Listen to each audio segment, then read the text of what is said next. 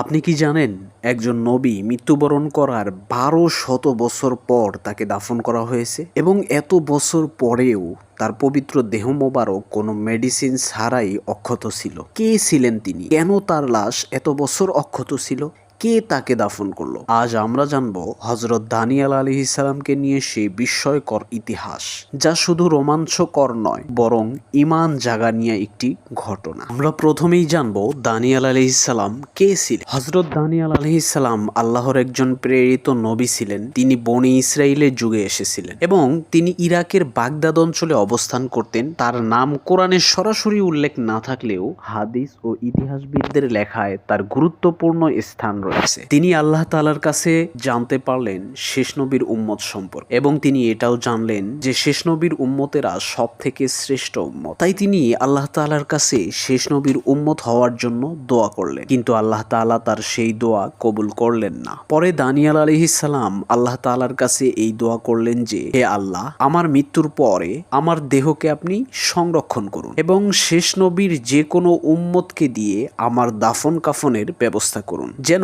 শেষ নবীর উম্মতের হাতের ছোঁয়া আমার দেহে লাগে। আল্লাহ তাআলা তার এই দোয়াটি কবুল করলেন এবং তার মৃত্যুর পর তার দেহটি তার উম্মতদের মাধ্যমে আল্লাহ তাআলা হেফাজত করলেন। তার দেহ থেকে কখনো দুর্গন্ধ ছড়াতো না, বরং সুগন্ধি আসতো। এভাবেই কেটে যায় প্রায় ১২০০ বছর। এরপর হযরত ওমর রাদিয়াল্লাহু তাআলা আনহুর খেলাফতের সময়ে মুসলিম সেনাবাহিনী ইরাক জয়ের সময় এক শহরে প্রবেশ করে। ইতিহাসবিদ ইবনে কাসির রহমাতুল্লাহি আলাই ও অন্যান্যদের বর্ণনা অনুযায়ী সম্ভবত এটি ছিল সুস বা তস্তর নামক এলাকা। একদিন কিছু শ্রমিক একটি পুরনো স্থাপনা খননের সময় দেখতে পেল একটি পাথরের কক্ষ। কক্ষটি খোলার পর সবাই অবাক। ভিতরে ছিল একজন মানুষের মৃতদেহ, কিন্তু এই মৃতদেহ সাধারণ কোনো মানুষের নয়। তার শরীর একদম অক্ষত ছিল, মুখে যেন এখনো হাসি লেগে আছে, চেহারায় ছিল এক নূরের ঝলক, যেন মনে হচ্ছিল সেটি জীবন্ত। এমনকি তার দেহের শিরা ও কাঁধের মোটা রগগুলো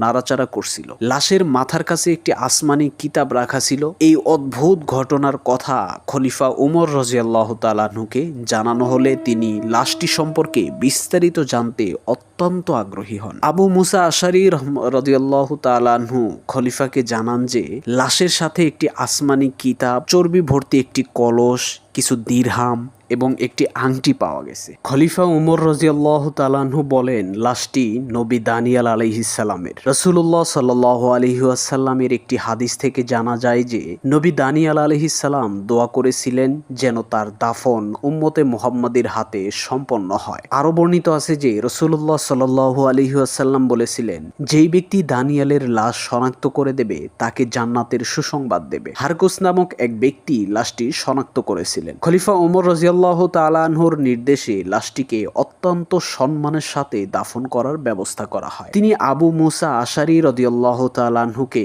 নির্দেশ দেন যেন লাশটিকে বড়ই পাতা মেশানো পানি দিয়ে গোসল করানো হয় এবং কাফন পরিয়ে এমন ভাবে দাফন করা হয় যেন কেউ তার কবরের সন্ধান না পায়। এই নির্দেশের কারণ ছিল যাতে করে পরবর্তীকালে মানুষ এই কবর নিয়ে শিরিক বা কোনো প্রকার কুসংস্কারে লিপ্ত না হয়। খলিফার নির্দেশ অনুযায়ী দিনের বেলায় ১৩টি কবর খোঁড়া হয় এবং রাতের আধারে মাত্র একটি কবরে তাকে দাফন করে সবগুলো কবর সমান করে দেওয়া হয়। এভাবেই দানিয়েল আলাইহিস সালাম শেষ নবীর উম্মতের হাতের ছোঁয়ায় দাফন হন। এই ঘটনাটি ইবনে কাসির আল বিদায়া ওয়ান নিহায়া, ইমাম যাহাবি ও অন্যান্য ঐতিহাসিকরা বিশদভাবে বর্ণনা করেছে।